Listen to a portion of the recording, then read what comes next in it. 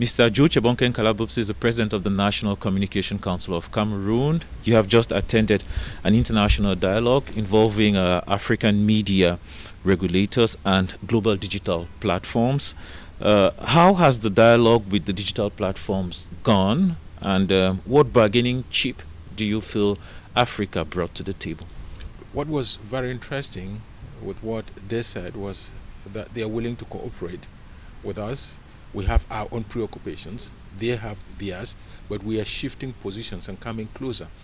One of the things which we agreed during this dialogue or talking was that what is illicit offline should be illicit online. That's why we all agreed that we need to educate our public to be able to be selective online, because not everything which is posted online is true, and we are moving towards a situation where it will become more complicated when artificial intelligence is in wide use. That will complicate what we are facing today.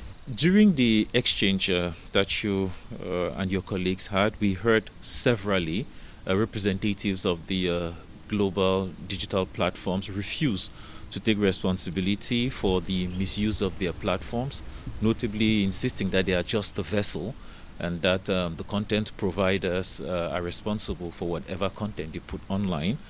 In your opinion, who is culpable? As a regulator, you need to decide, is it the service provider or the content provider? I think the content providers have much more responsibility than the vehicle that they use.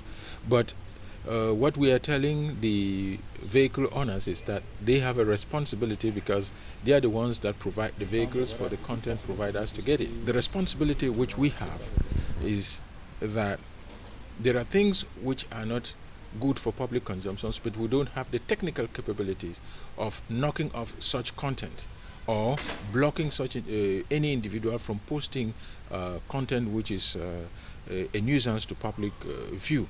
And that's why we are telling those vehicle owners that we need to cooperate. So when we signal that this content is not good for public consumption, they who are the vehicle owners can be able to help us to say, okay, you leave the vehicle in which you are.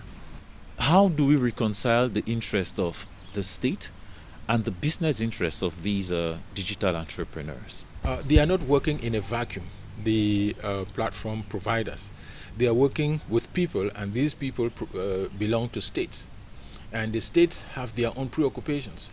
That's why we are telling them that we need their cooperation to be able to help the states. Because if they can't do business in a turbulent environment, they can't do business when there is no peace. They can't do business if the economies of the different countries are not vibrant, and the economies cannot thrive if the countries are in strife. So that's why we are urging them that they need to listen to us, hear our own story, and see how they can help out. Fake news, deviant behavior, hate speech have all been abundant online. Is it not urgent, in your opinion, to exercise some form of oversight on the content that is being put out there? And if so, what options do you have?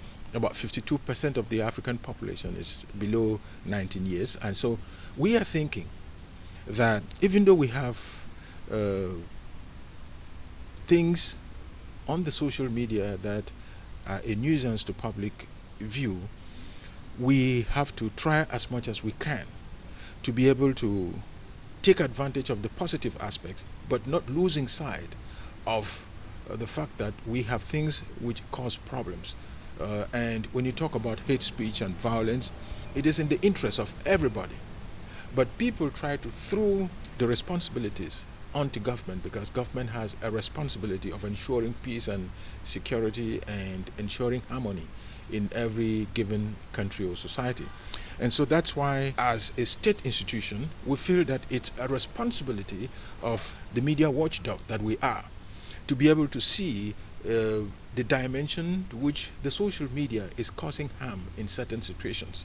And also we feel that it is a moral responsibility to be able to urge those who have been trained to work hard and work along with us to provide adequate information online, so that when citizens are going online, they can have the opportunity of getting the right information if they want to verify something or the veracity of an event which has thus been posted online.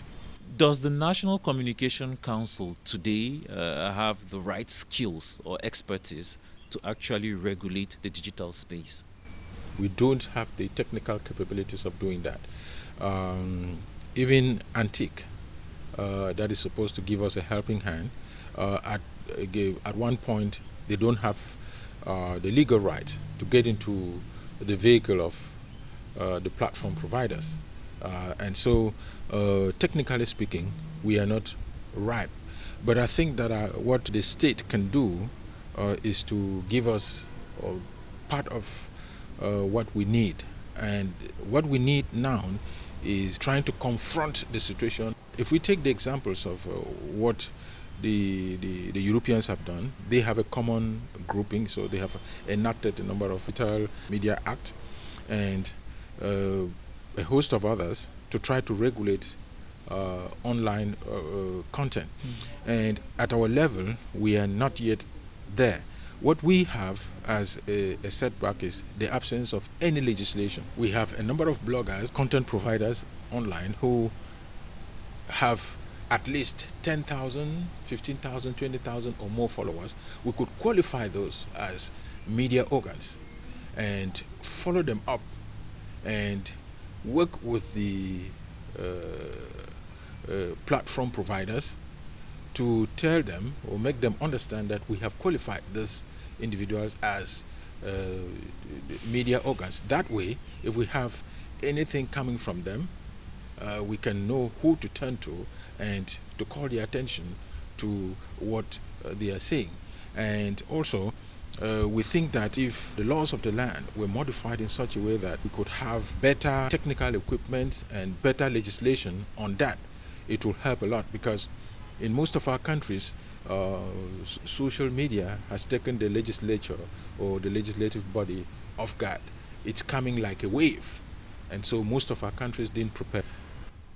To what extent are our laws adapted to offenses committed in digital space? I think for now, we have the laws on cyber criminality in the country, and we have a number of laws, but we are dealing with the social media and media content.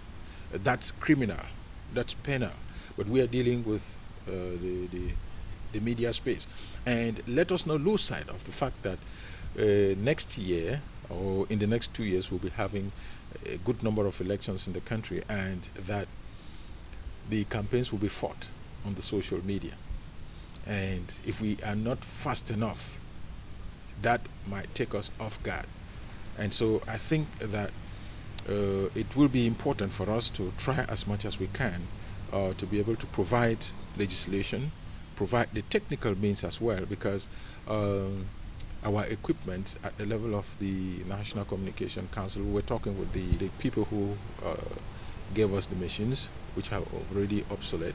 They said we needed to update our machines with new brands about 4 years ago.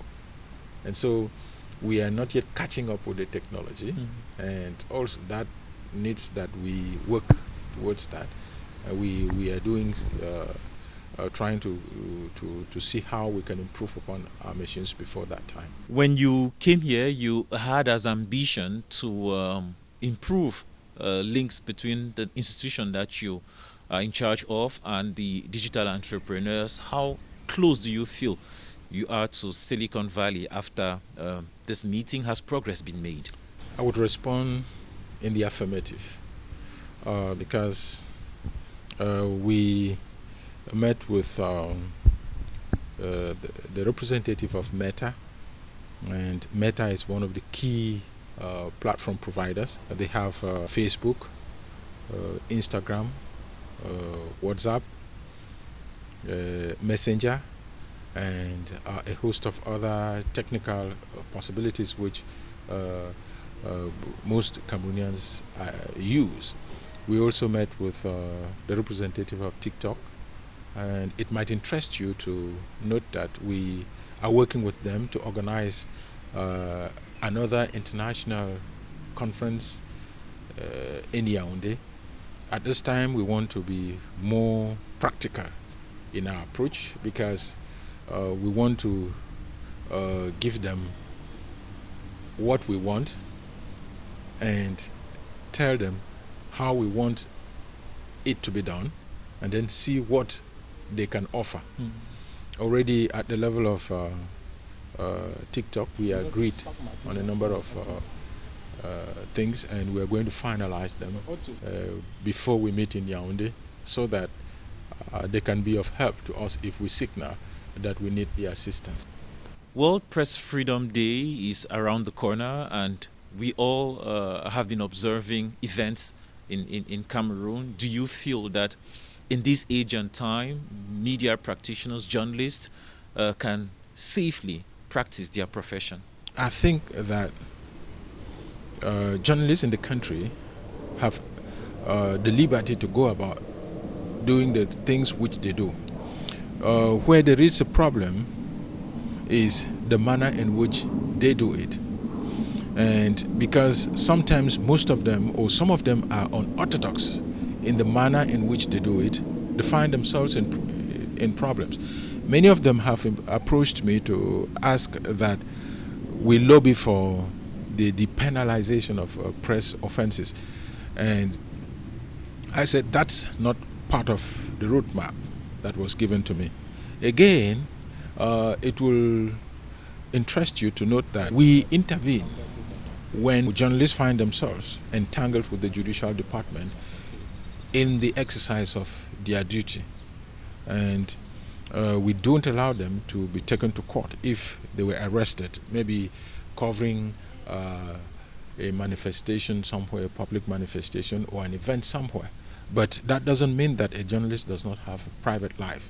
If he or she has problems, social problems, out of what he does as a journalist, he has a responsibility to answer for it. One of the things which pressmen also like talking about is getting access to sources of information. I would say that when you become credible, people who are newsmakers would even call you and give you information. I think that journalists in the country can go about, and many of them do, go about their duty without harassment. But you can have instances where things get out of hand. Mr. Joe Chebonkeng Kalabubse, thank you for accepting to talk to CRTV. That was our guest slot.